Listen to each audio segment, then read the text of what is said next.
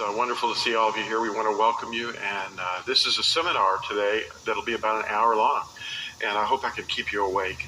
But it's on the war in heaven, and it's going to hopefully help destroy or tear down some false reasonings, and it's going to be basically about the throne on our hearts. We talked about that a little bit. Who's sitting on the throne of our heart? Many of us have unthroned ourselves, and we've put another in place on our throne. And that, in some cases, in fact, in most cases, it's an imposter. It's not the true creator, because there's an imposter that has stolen the identity and everything that belongs to the creator. Not only does he rule the world right now, but he rules the hearts of men and women by deception. And he's taken by being an imposter and a thief, stolen the very words that we're taught, that Yahuwah spoke himself, because we've removed his name, And the war in heaven is all about that, because the one that was fallen, the one that was the covering Malachim, or the angel around the throne, the second most important being in the universe, was receiving worship as if he were Yahuwah himself. And that's what this pride that he received, it became all about him. See, selfishness, and that leads to pride. And then he carried a third of the hosts or the armies of heaven after himself by deception. Now, our minds, which is also our lamp, our inner self, and our heart, those are three interchangeable things. The lamp of our body is our heart, or our mind. It's the same thing. These are interchangeable words. Now, it's the battleground. People think that the adversary is at work to conquer the universe. And that is true. However, he has to enthrone himself. And that's what he's seeking to do, and has been very successful, by the way. And that is going to be brought out by many scriptures that we're going to be bringing up. And we want to thank Yahuwah for opening our minds and hearts to the fact that as Nazarene, or watchmen, we're his followers because we call him by his name and we obey his covenant. Now, we're going to start with two things right here. The traditional terms and the authentic Hebrew terms. And right here before our eyes, we're seeing part of the deception. Because the one enthroned in our hearts, if we're deceived, we're using these terms, or terms that are alternate terms than the real authentic terms. Because this is the truth, and this is the error. L-O-R-D is a translation of the Hebrew word B-A-A-L, and that's what it means. If you look it up in Webster's, B-A-A-L means Lord. The translators started off with that at the tip of their false sword. Yahuwah, Yod-He-U-A-He, that's the name. And J-E-S-U-S is another name. It means the horse in Hebrew, but in reality, it's supposed to mean Yah is our deliverer. So we're going to use the word Yahusha, the real name, or Yahushua, which is used twice in the Tanakh. And we're not going to use the Greek. We don't need the Greek. We can go right straight back to the Hebrew, Mashiach. And G-O-D, we're going to look at that a little closer, but G-O-D is the name of the sun deity to the Norse in the Scandinavian areas. And the tribe that we call the Jews is originally called Yahudim, the worshipers of Yah, and the royal tribe of the 12 tribes of Israel. And we're going to call ourselves by what Scripture actually calls us, that we called ourselves, and that's Nazarene. We could be accused of being Christians by others, but we're actually calling ourselves by the Hebrew term Nazarene, which is actually a prophetic term from Yirmiyahu, or Jeremiah 31, verse 6. And also we're named that, or we're called that by Tertullian Tertullus in Acts 24, verse 5. And Israel refers to basically all the tribes descended from the man, Yaakov, who's called Jacob. And actually, it also is a term used for the scattered 10 tribes that the Assyrians scattered into the world around 722 BCE. And the Nazarene, the word Nazarene is from the word Nazir, and it means guardians, watchmen, or branches, as in the descendants of teachings. Now we're going to go through this real quick and realize that he's the root of the teachings, Yahusha, and we are the branches of his teachings. Now, there is a war in heaven, and that's what we were going to be discussing today. And it's over the designation of ownership, in a way. Somebody has taken over and enthroned himself in the position of Yahuwah on this planet. Sometimes when you see the Pope sitting in his throne, you think, well, that's the physical representation of the leader of the earth, and that's what he thinks he is. But actually, in the real throne that Scripture wants us to understand that isn't a man-made throne. It's actually in our bodies. It's the throne of our hearts, or our throne of our minds. In Matthew 23, it says, "See, your house is left to you laid waste. For I say to you, from now on, you shall by no means see me, until you say, Baruch haba b'shem Yahuwah. Blessed is he who is coming in the name of Yahuwah." And you can also see that is a prophecy from Psalm 118. Psalm 80 is critical to this, because this is our cry of Ephraim. Ephraim being the lead tribe of the scattered tribes, which we're appealing to. And that is, let your hand be upon the one at your right hand, upon the son of Adam, whom you made strong for yourself, which is a reference to the resurrection of Yahusha.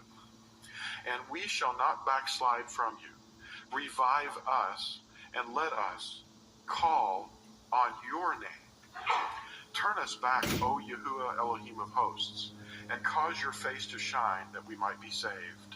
Now that Elohim of hosts, the word hosts is the Hebrew word Saba, which means armies. So that's a reference to a war. We're soldiers, and we have weapons of warfare. Our armor, the armor of light, and we're going to look at that a little bit later.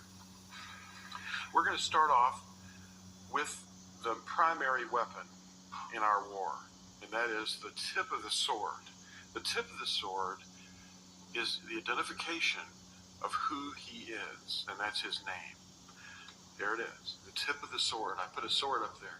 The whole battle plan is going to unfold right here. And you're going to see the importance of his name in more than one of these commandments. The first commandment is, I am Yahuwah, your Elohim. That's the tip of the sword.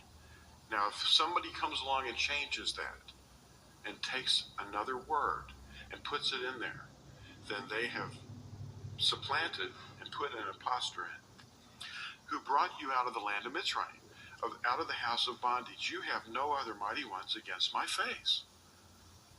Number 2, you do not make for yourself a carved image, any likeness of which is in the heavens above, or which is in the earth beneath, or which is in the waters under the earth. You do not bow down to them nor serve them. For I, Yahuwah, your Elohim, am a jealous El, visiting the crookedness of the fathers upon the children to the 3rd and 4th generations of those who hate me, but showing kindness to thousands, to those who love me and guard my commands. Number 3, you do not cast the name of Yahuwah, your Elohim, to ruin, for Yahuwah does not leave him unpunished who casts his name to ruin. Number 4, guard the Sabbath day to set it apart, as Yahuwah your Elohim commanded you. 6 days you labor and shall do all your work, but the 7th day is the Sabbath of Yahuwah your Elohim. You do not do any work, you nor your son nor your daughter, nor your male servant, nor your female servant, nor your ox, nor your donkey, nor any of your cattle, nor your stranger who is within your gates, so that your male servant and your female servant rest as you do. And you shall remember that you were a slave in the land of Mitzrayim, and that Yahuwah your Elohim brought you out from there by a strong hand and by an outstretched arm.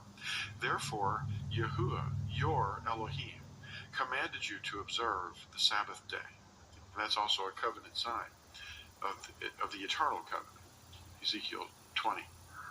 Number 5, respect your father and your mother, as Yahuwah, your Elohim, has commanded you, so that your days are prolonged, and so that it is well with you on the soil which Yahuwah, your Elohim, is giving you. Number 6, you do not murder. Number 7, you do not break wedlock. Number 8, you do not steal.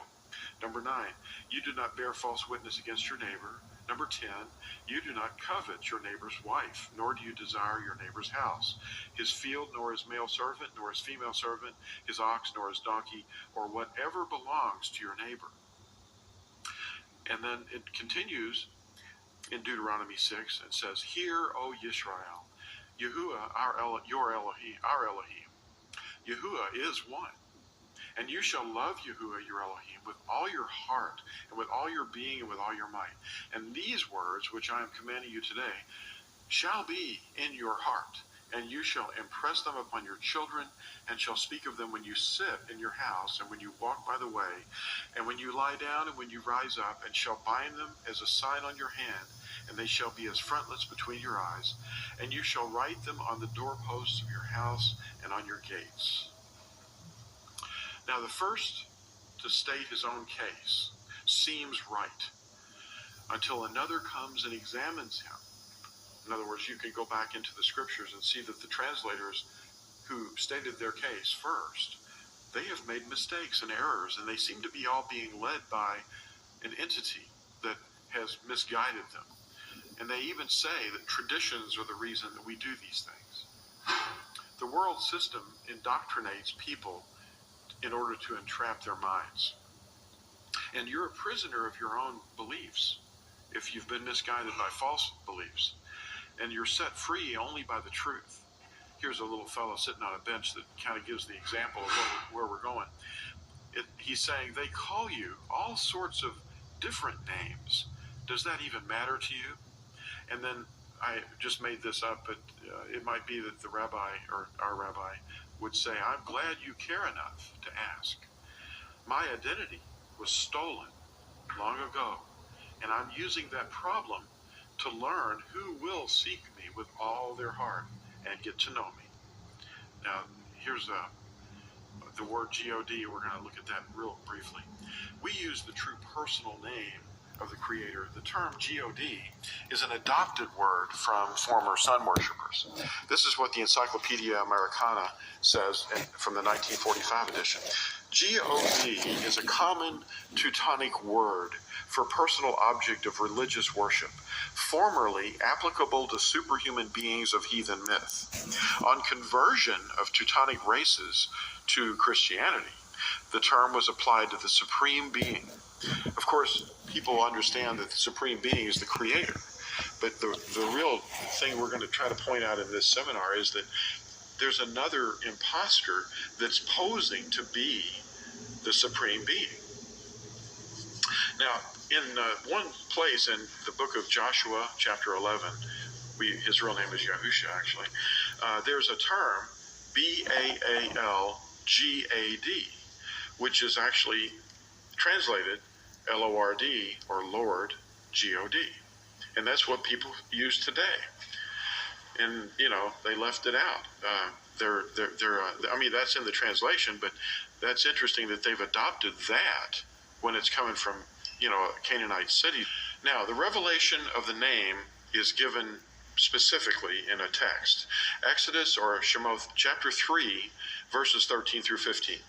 And Moshe, that's Moses, said to Elohim, See, when I come to the children of Israel and say to them, The Elohim of your fathers has sent me to you, and they say to me, What is his name? What shall I say to them? And Elohim said to Moshe, Ahaya, Asher Ahaya. And he said, Thus you shall say to the children of Israel, Ahaya has sent me to you. And Elohim said further to Moshe, Thus you are to say to the children of Israel, Yahuwah, Elohim of your fathers, the Elohim of Abraham, the Elohim of Yishak, and the Elohim of Yaakov has sent me to you. This is my name forever, and this is my remembrance to all generations. Now, the word Ahaya means the one who exists. And it is really not his name, but it's the root explanation that leads up to the revelation of his name. And that name is Yahuwah. It's used at least 6,823 times in the Tanakh. That would be the Old Testament of Christians. Now, as Nazarene, we do two primary things. The book of Revelation says that the first fruit group, the first fruits, are those who hold to who obey the commandments of Yahuwah, and they hold to the testimony of Yahusha. So we guard his word, and that's his covenant that we just read, and his name. We guard those things. Now, the word guard in Hebrew is shamar, and it means to watch over carefully. And we guard his covenant very carefully. And we also guard his name. That name is written in modern Hebrew with 4 letters, and then the original script shows it in a different shape for the letters, and it's his personal name. It's a proper name that he calls himself. He has one name, and all the other names that you might be told about, they have modifiers on them. That's all those are. They're, like Yahusha is also a name, his name with a modifier. Yah is our deliverer. And from Luke 11, when we have the disciples' prayer, we read these words: Kodesh, which means set apart, be your name. Your will, which is his Torah, his covenant, his instructions or commandments, be done on earth. Some people use extra letters, and we're going to look at those two things today. We see people spelling the name with English or Latin letters, Yahuwah with a W. But sometimes, it's better to use simplicity, because that's a complication. See, a W is a double U, and it is a new letter. It just came into existence in the 13th century. So why do we use the simpler spelling? It's to cut away what is unnecessary. That's all. But we're not condemning anyone. We're just showing them that you can do the same thing by just using the simpler spelling. All you need is the U, because that's what it really is. The letter V and the letter W come from the letter U. Now, that's what it looks like, and there's a breakdown. You that may be watching this on a DVD or the internet, you can see where these things evolved. V is really not a V in Latin, it's a U. The word sword is gladius, and it's spelled with a shaped letter like this, the third letter from the end. But it's used as a U, and it's the same shape. It's a little different from the upsilon. The Greek upsilon is actually the origin of this letter. It just lost the stem, you see. Now, the prophet Hosea or Husha in chapter 2 said, and it shall be in that day. Now, in that day refers to a very latter day thing, like the end times. Declares Yahuwah, that you call me my husband. That's Ishi. And no longer call me my Baal. And I shall remove the names of the Baals from her mouth, and they shall no more be remembered by their name. So there's going to be a time when we're going to stop using that word, Lord. We're going to start calling him by his real name, and a pure lip is going to be restored. If you look at Zephaniah, chapter 3, starting at verse 8, it says, therefore, wait for me, declares Yahuwah, until the day I rise up for plunder, for my judgment is to gather nations, to assemble rains, to pour out on them my rage, all my burning wrath. For by the fire of my jealousy all the earth shall be consumed. For then I shall turn unto the peoples a clean lip, so that they all call on the name of Yahuwah, to serve him with one shoulder. Now, the man we call Paul, before his conversion, as he approached Damascus, he was knocked down from, all of his people with him were knocked down. And as he was knocked down, he asked for the identity of the one who was speaking to him from this bright, blazing light. In Acts 26, verse 14, we read this, and when we had all fallen to the ground, I heard a voice speaking to me and saying in the Hebrew language, which is a reference to the pure lip, Shaul, Shaul, why do you persecute me? It is hard for you to kick against the prods. And I said, who are you, Master?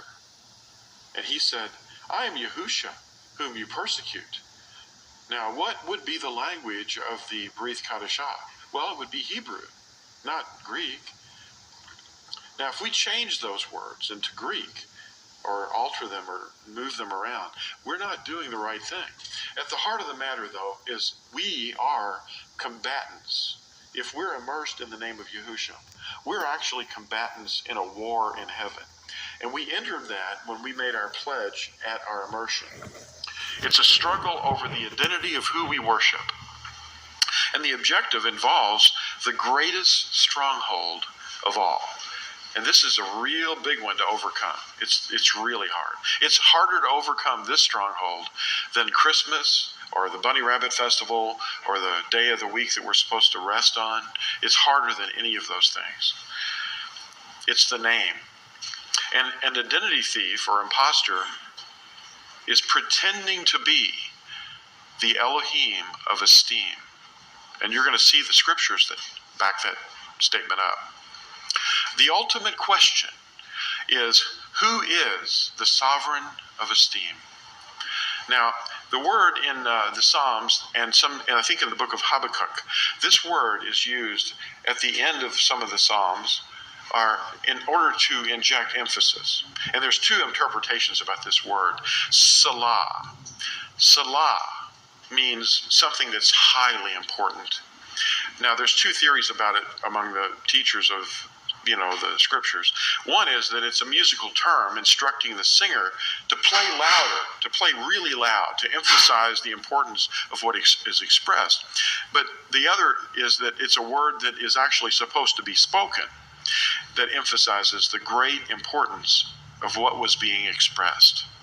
Now, whatever the case may be, Salah is the equivalent of the word savi that you hear in that, what is that movie with Captain Jack Sparrow says, savvy. It means, do you understand? It's highly important that you understand. Now, the enemy is an identity thief and an imposter, and he receives worship by deception.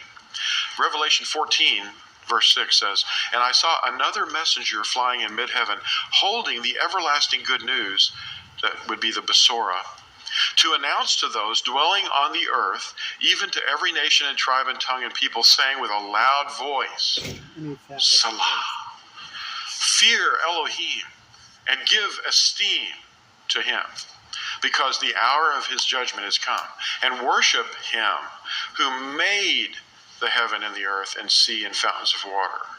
You hear the word, the esteem is used in here. Who is the sovereign of esteem?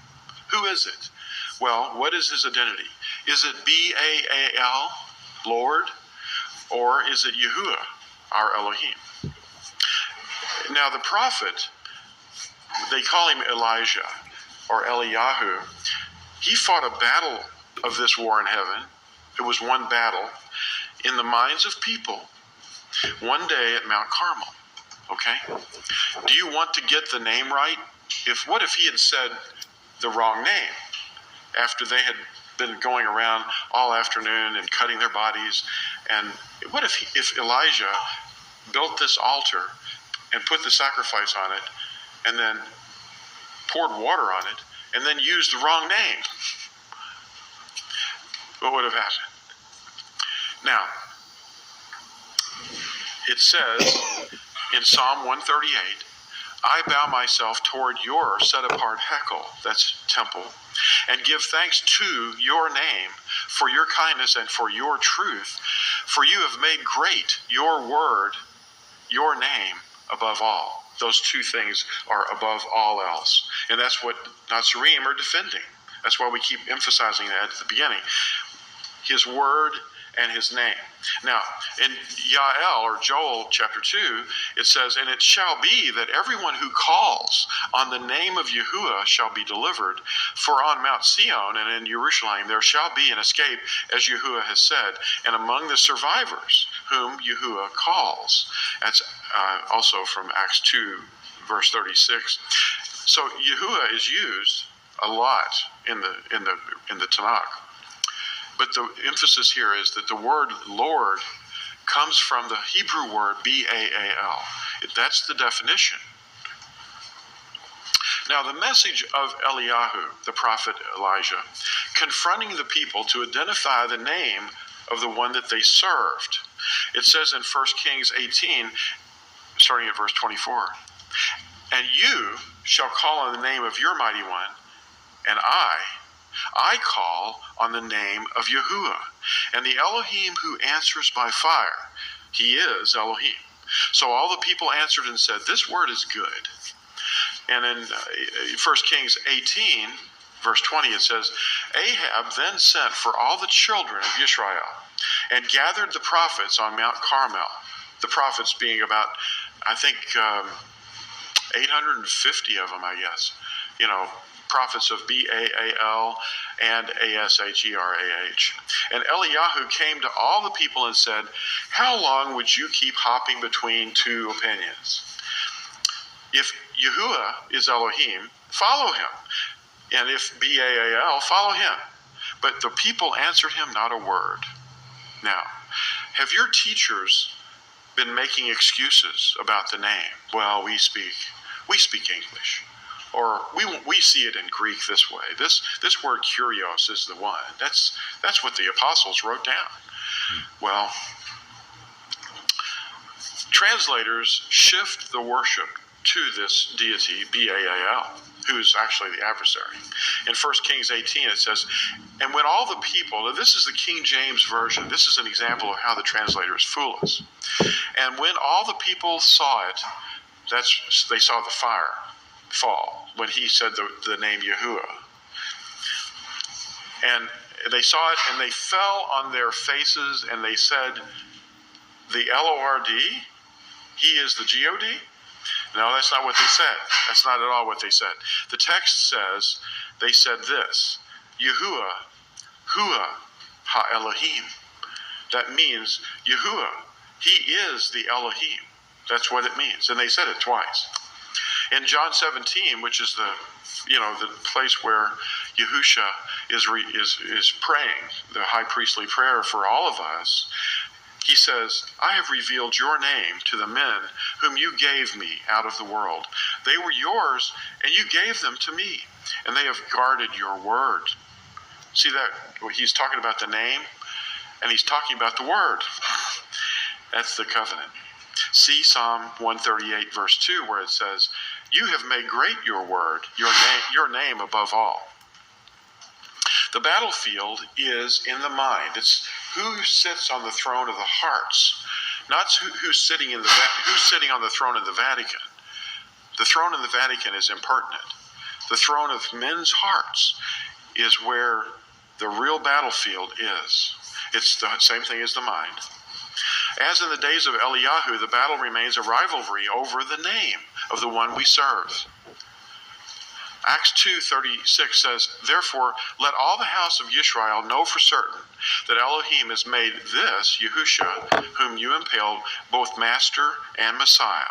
And having heard this, they were pierced to the heart, and said to Kepha and the rest of the emissaries, "Men, brothers, what shall we do?" And Kepha said to them, "Repent and let each one of you be immersed in the name of Yahusha, Messiah, for the forgiveness of sins, and you shall receive the gift of the set-apart Spirit. For the promise is to you and to your children, and to all who are far off, as many as Yahuwah, our Elohim, shall call." So if we're misled by the beast and the woman riding the beast, then we're going to be going by the teachings from a strange woman who holds a cup in her hand full of doctrines, that she's made all the nations of the earth drunk with these doctrines. And her name is Babel, or Babel, and she's also known by the Circe today, which is a Greek deity of a sorceress of basically pharmakia, a drug sorceress. She would make men drunk with drugs and make them believe they were animals. She's also known as the mother of harlots. So there's a liar and a deceiver running rampant. She's a counterfeit, an imposter, a supplanter, and has a system of false worship. Now, if your heart is set on Yahuwah, in Jeremiah 16, says that you're going to realize this in the last days. O Yahuwah, my strength and my stronghold and my refuge, in the day of distress, that's the day of tribulation, the Gentiles shall come to you from the ends of the earth and say, our fathers have inherited only falsehood, futility, and there is no value in them. Would a man make mighty ones for himself, which are not mighty ones? Therefore, see, I am causing them to know, this time I cause them to know my hand and my might, and they shall know that my name is Yahuwah. It's interesting because Yeshayahu, or Isaiah, in chapter 52, if you read that whole chapter after this seminar, and then read Psalm 80, Psalm 80 is the cry of Ephraim in the last days. That's us. And Yeshayahu, or Isaiah 52, the whole chapter. One sentence in there says, my people shall know my name in that day, for I am the one who is speaking. See, it is I. So that's a very important thing. Now, if you say it doesn't matter what we call him, he knows our heart. He knows who we mean. Well, that's a big clue that something is very wrong.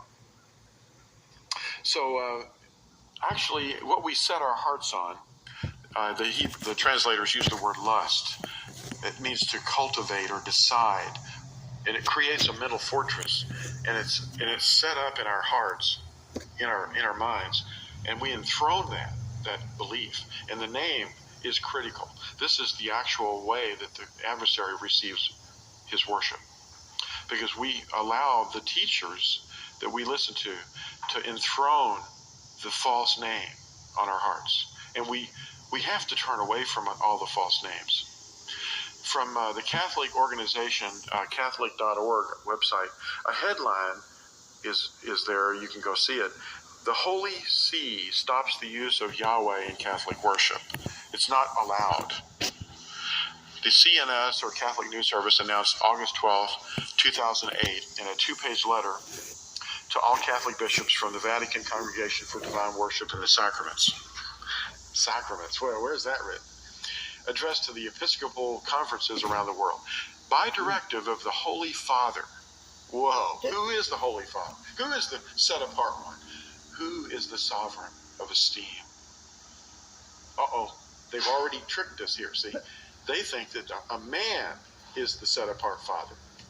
In accord with the Congregation for the Doctrine of the Faith, this congregation, as regards the translation and the pronunciation in liturgical setting of the divine name signified by the sacred tetragrammaton, that means the 4 letters that we looked at earlier, the name of Almighty God, expressed by the Hebrew tetragrammaton and rendered in Latin by the word dominus, is to be rendered into any given vernacular by a word equivalent in meaning. It's not to be used. That translation, there's no transliteration of the name allowed. Now, he's down there kissing the Quran. Anyway, Nazarene guard 2 things: the name of Yahuwah and the word of Yahuwah, his instruction. In Psalm 138, let's read that real quick again. I bow myself towards your set-apart Hekel, that's temple, and give thanks to your name for your kindness and for your truth. For you have made great your word, your name, above all. Numbers 6:23 says, speak to Aharon and to his sons, saying, this is how you are to bless the children of Yisrael. Say to them, Yahuwah bless you and guard you. Yahuwah make his face shine upon you and show favor to you. Yahuwah lift up his face upon you and give you peace. And this is emblematic of the letter Sheen, and that's part of the priestly blessing of the high priest. Now, we're priests of the order of Melchizedek. In the battleground, the minds of men, the word is changed to wormwood by those teaching doctrines of the strange woman.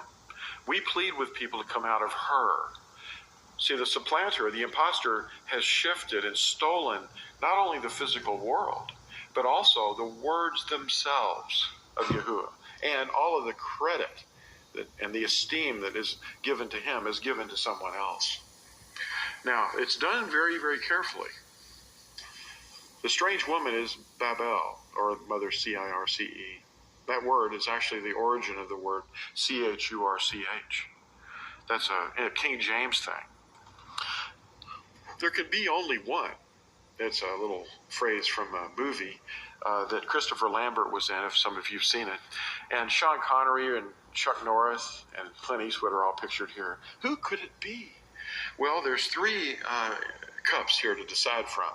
There's many names of all the other pagan religions, but the three main religions, if you want to call them religions, they call the creator Lord, and we call him Yahuwah, and other people just call him Elohim. That's actually the origin of that word, but it was actually used by some pagans as a moon deity too. Now, the war concerns not power, but identity. See, it's the identity that we're going after. And your identity is your name. If your name is, if you want it written in the scroll of life, then you'd like it to be accurate. Not like some masqueraded thing or something with a crust over it or hidden away or changed. But anyway, the name that's written in the scroll of life, your name, you wouldn't want that changed. Now, the identity of the creator has been stolen. Would you knowingly sell or promote counterfeit goods? Well, teachers are doing it all the time because they're promoting the counterfeit names. In corporate religion, a counterfeit is being worshipped. A fallen being has stolen the identity of the true creator, making people believe that they're serving the true creator while using false names and changing the original words into wormwood. So a stronghold would be, another way of looking at it would be believing something that's just not true. It's a stronghold.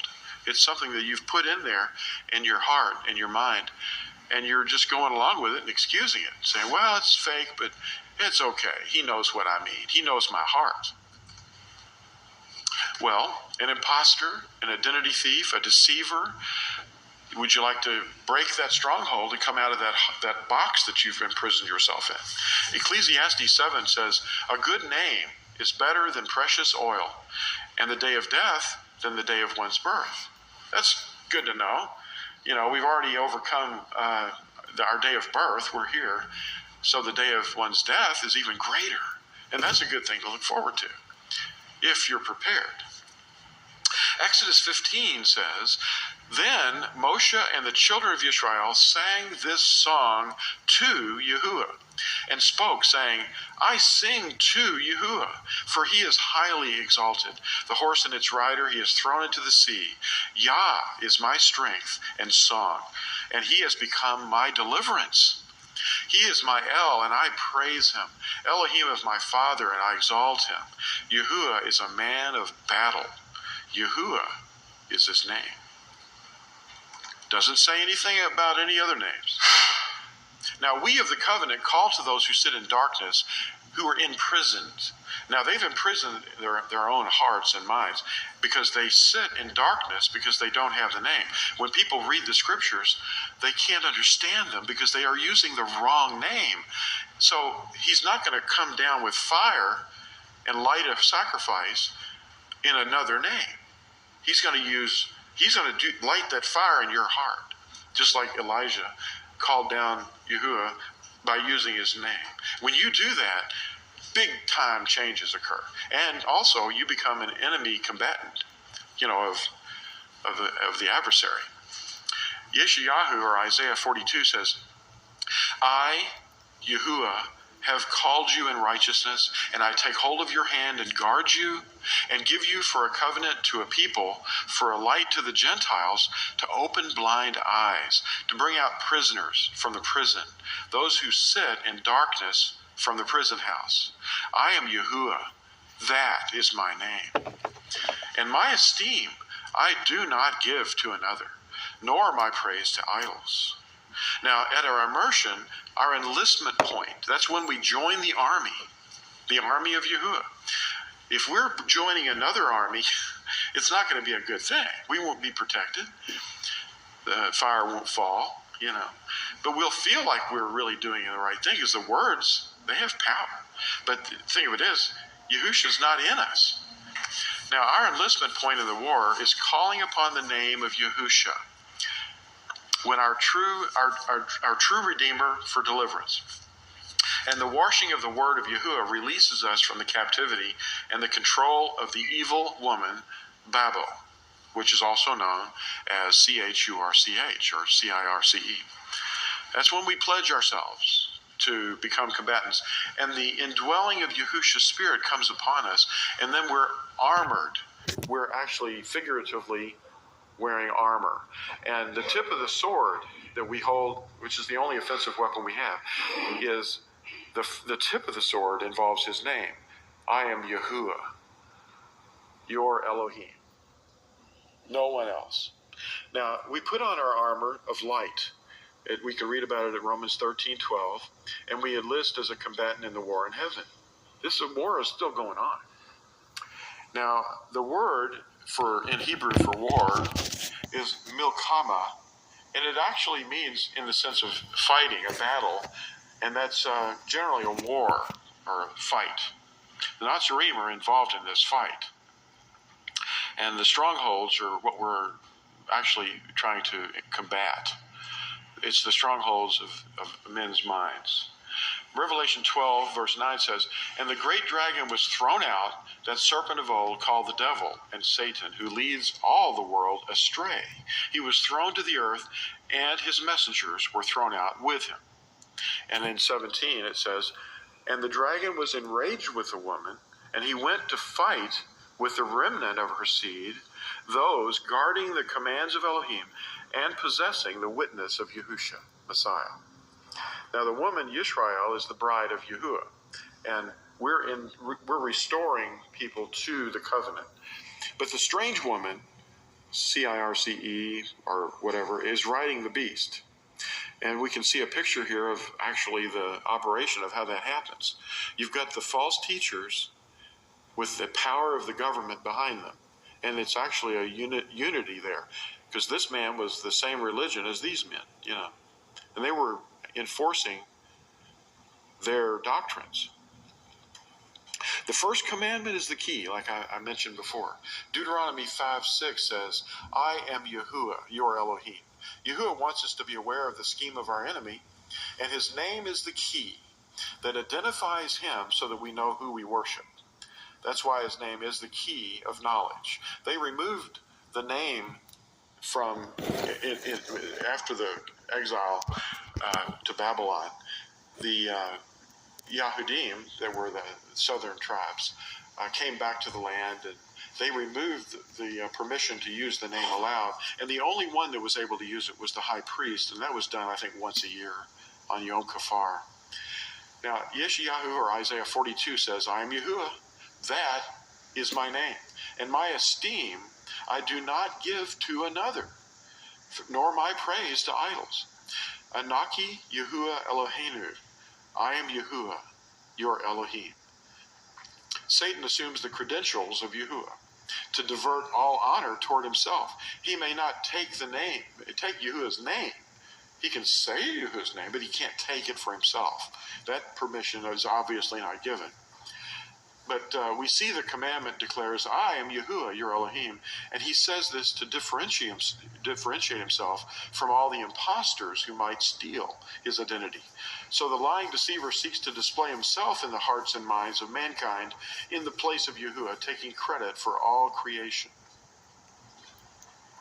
If you're involved in a Christian denomination, do you feel like there's something missing? Have you ever felt, when you were in a Christian assembly, that there was something missing?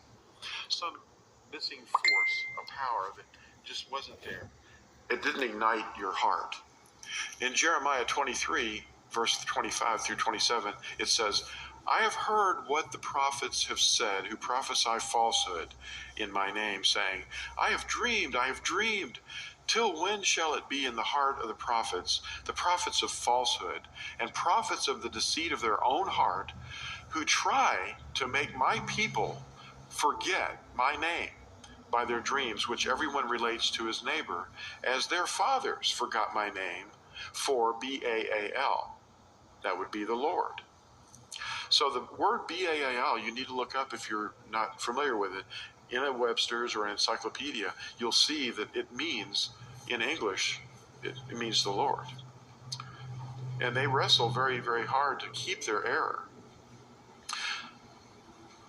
So if you receive a love for the truth, then this will burn into your heart, and it'll be a hard stronghold to overcome.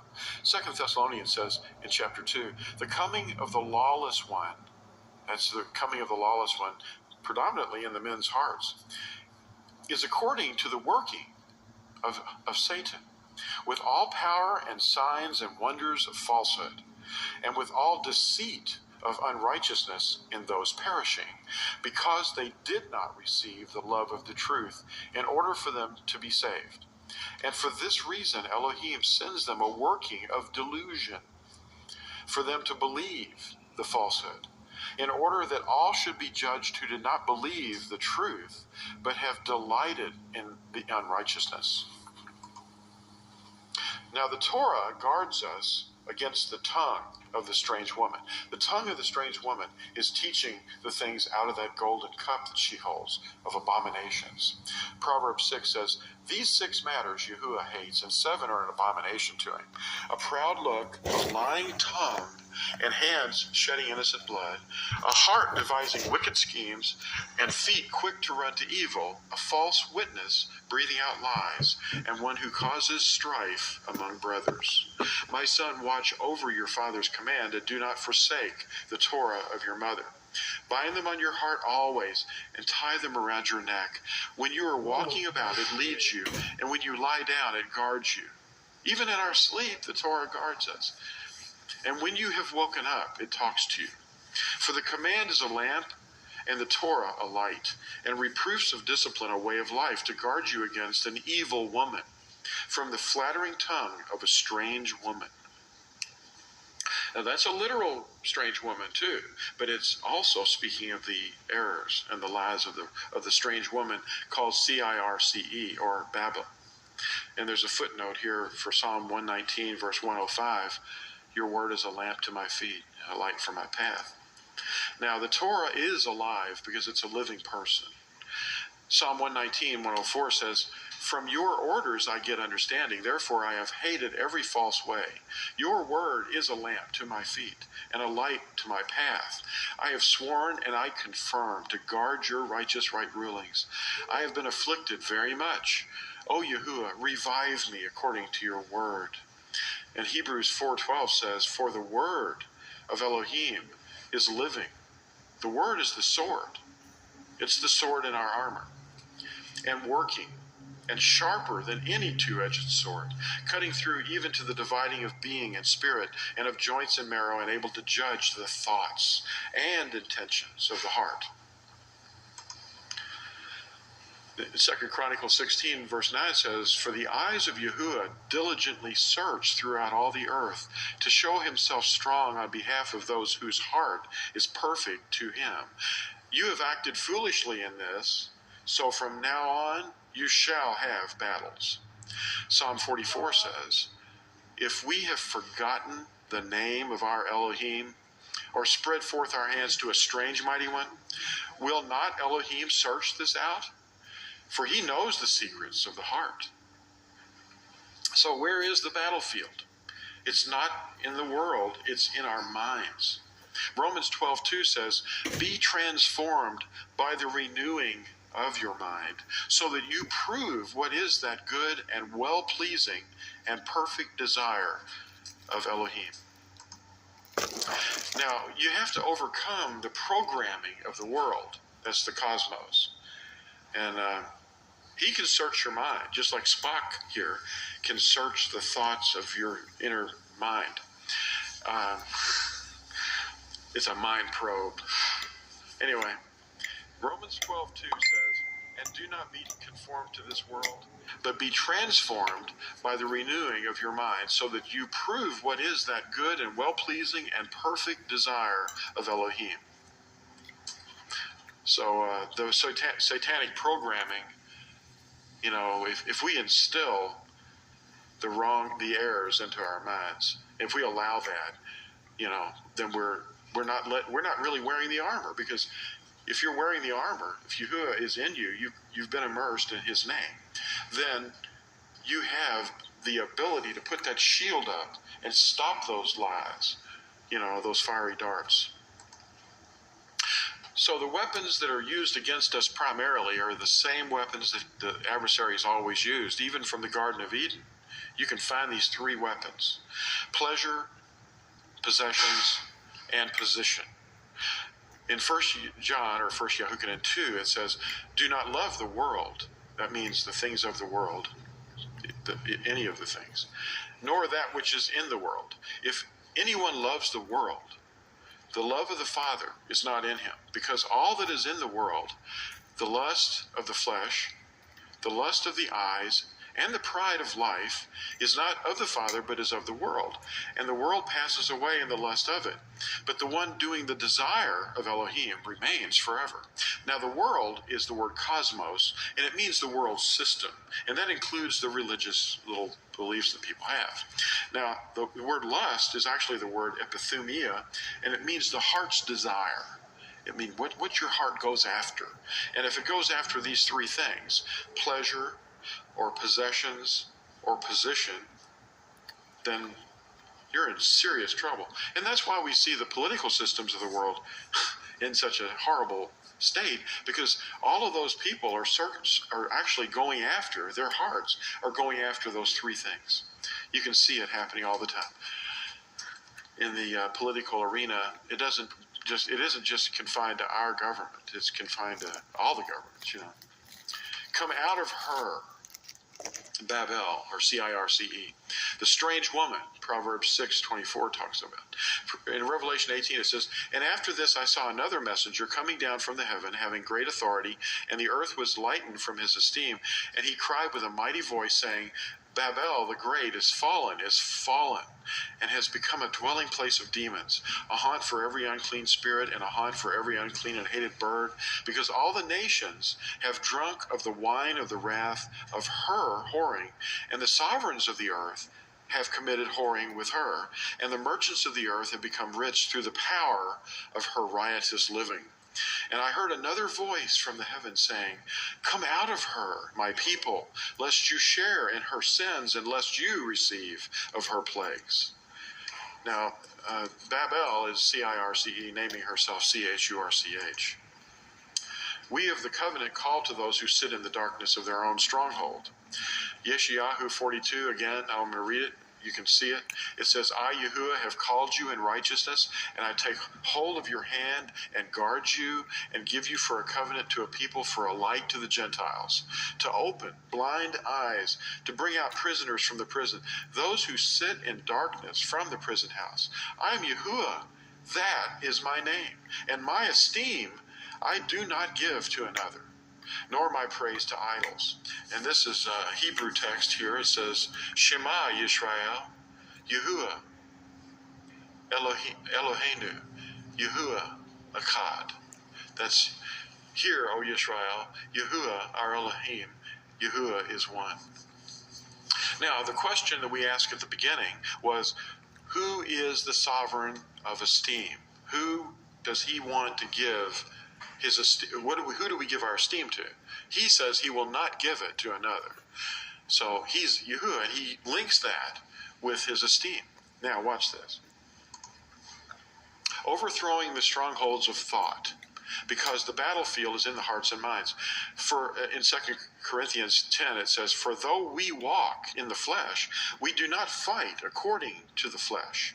For the weapons we fight with are not fleshly, but mighty in Elohim, for overthrowing strongholds, overthrowing reasonings, and every high matter that exalts itself against the knowledge of Elohim, taking captive every thought to make it obedient to the Messiah, and being ready to punish all disobedience when your obedience is complete. Amen. So if you receive his spirit, you receive his life. And in Mark 16 it says, later he appeared to the 11 as they sat at the table, and he reproached their unbelief and their hardness of heart, because they did not believe those who had seen him after he was raised.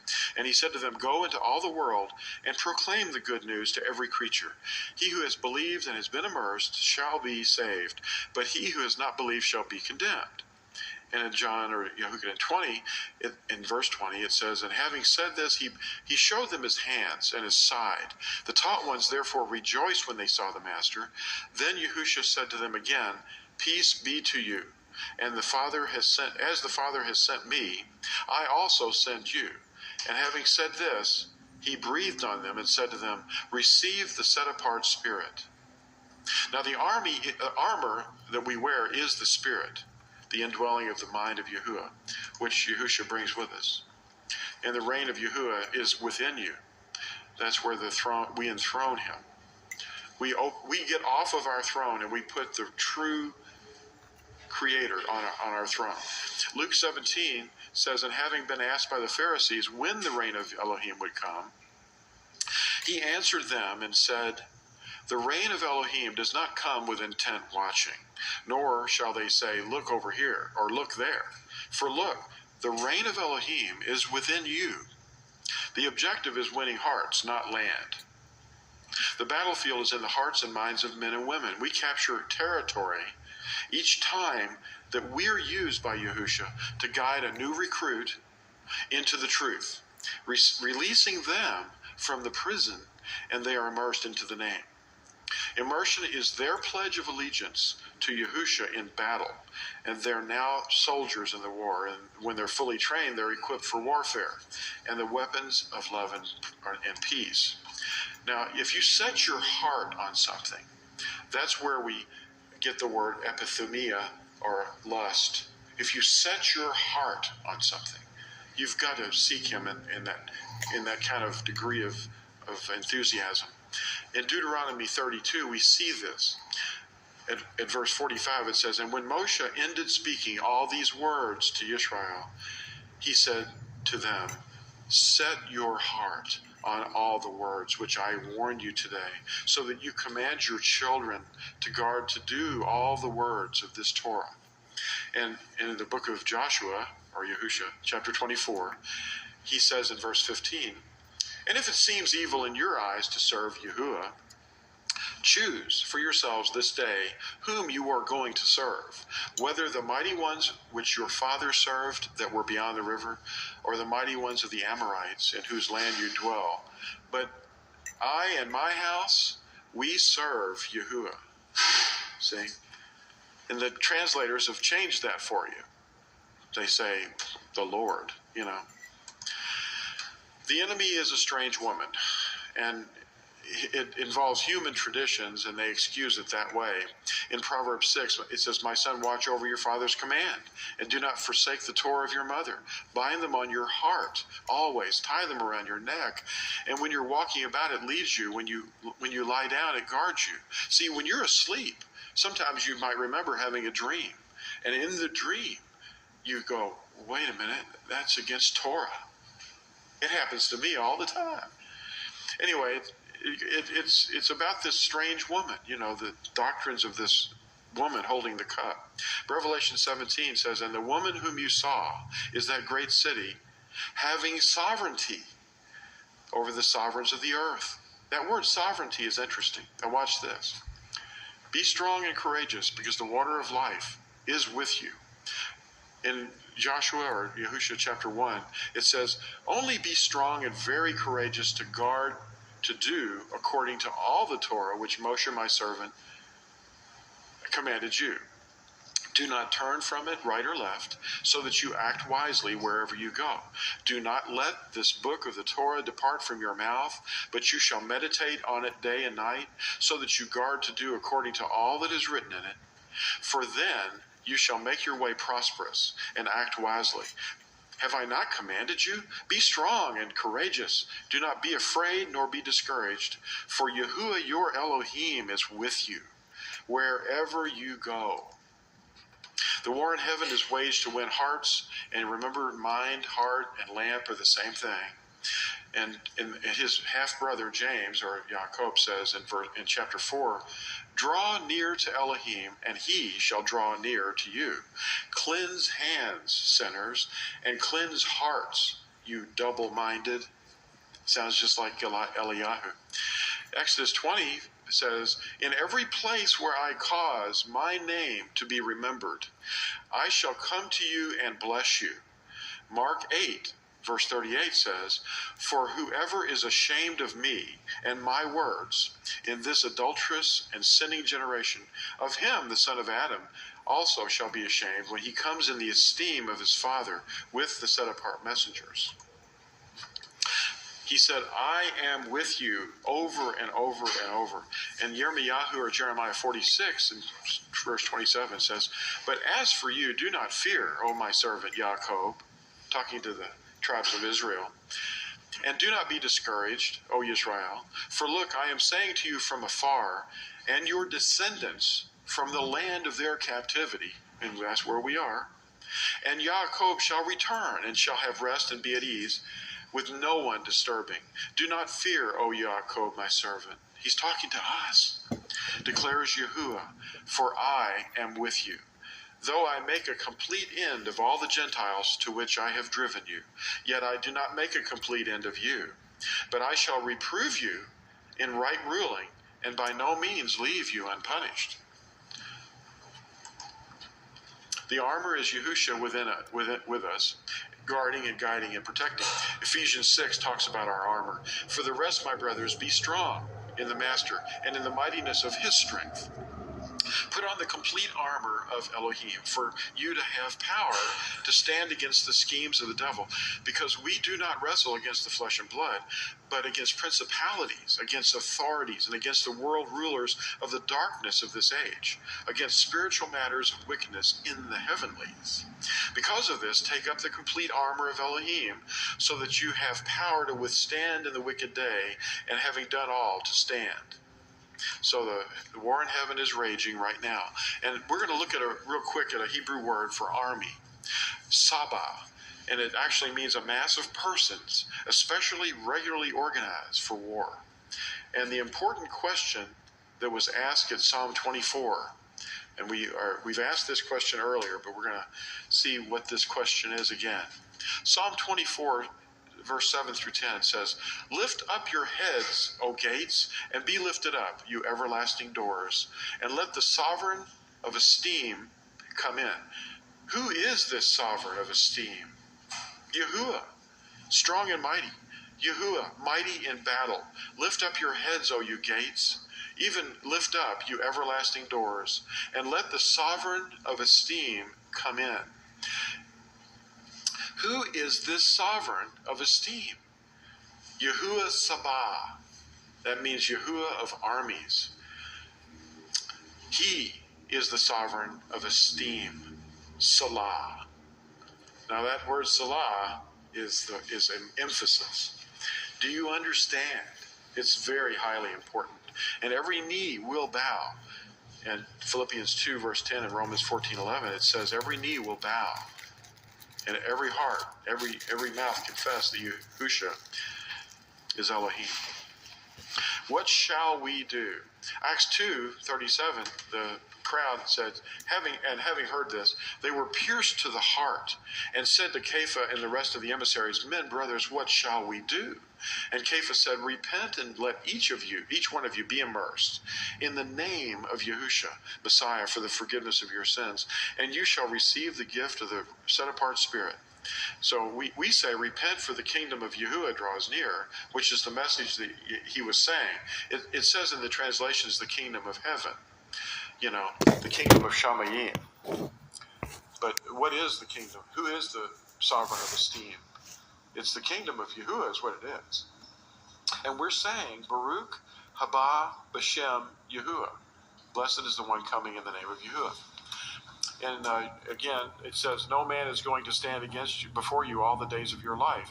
As I was with Moshe, so I am with you. He's saying this to the successor of Moshe in chapter 1. I do not fail you, nor forsake you. Ahaya Asher Ahaya. I am who I am. I am who I am. I am Yahuwah, that is my name.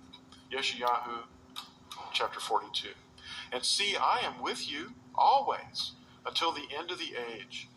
So we must seek Yahuwah with all our heart. Jeremiah 29 is really exciting.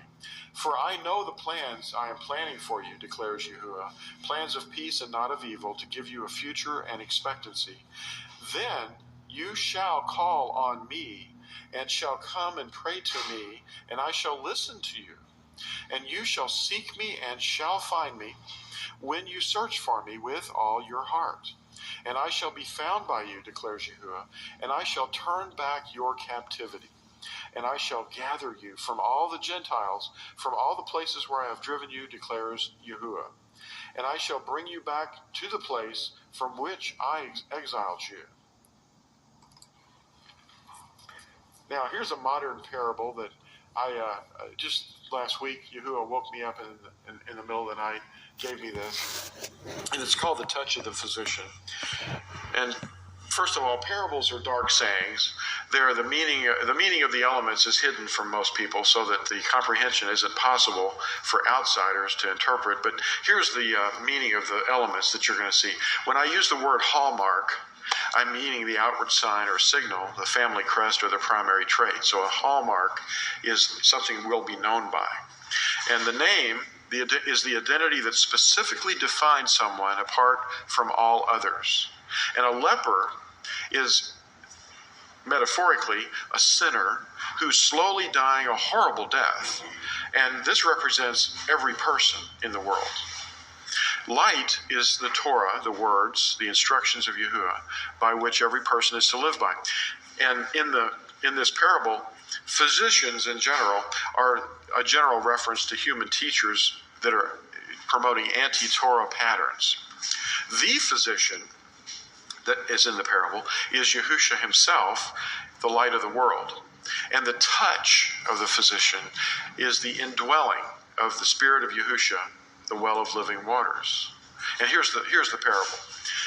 A land was filled with many leprous people, all having spent their wealth on physicians that could not heal them.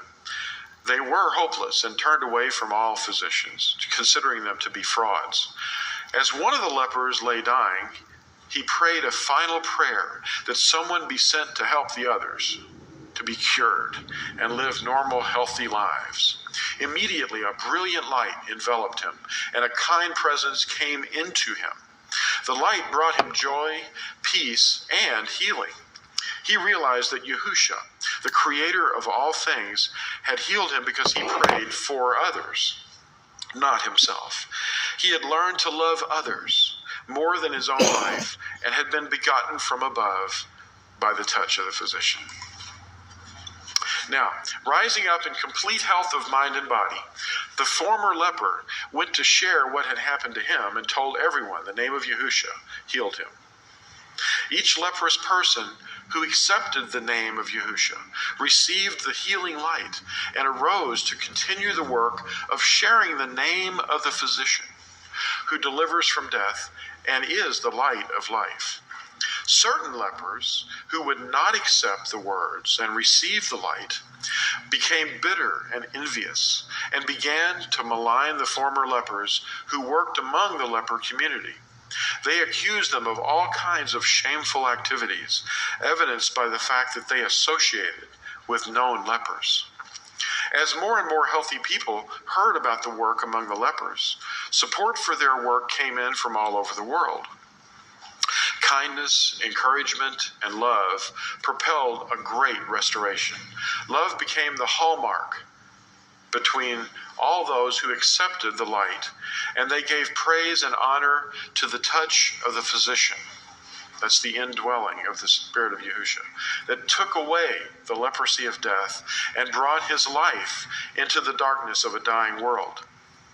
And we read about this in part in John or Yahushua in chapter 3.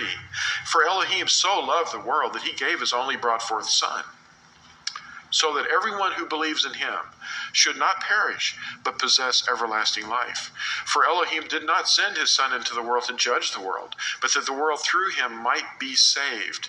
He who believes in him is not judged, but he who does not believe is judged already, because he has not believed in the name of the only brought forth Son of Elohim. And this is the judgment, that the light has come into the world, and men love the darkness rather than the light, for their works were wicked. For everyone who is practicing evil matters hates the light and does not come to the light, lest his works should be exposed.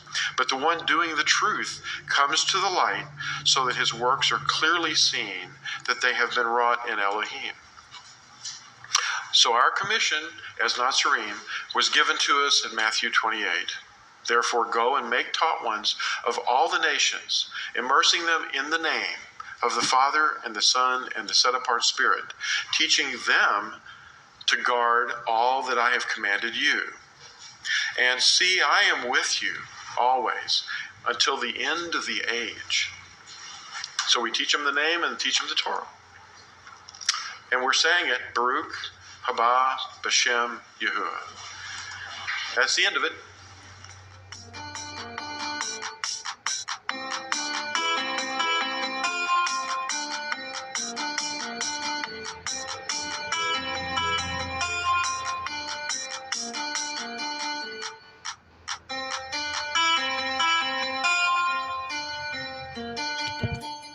Wow, that was great, Lou. A great teaching.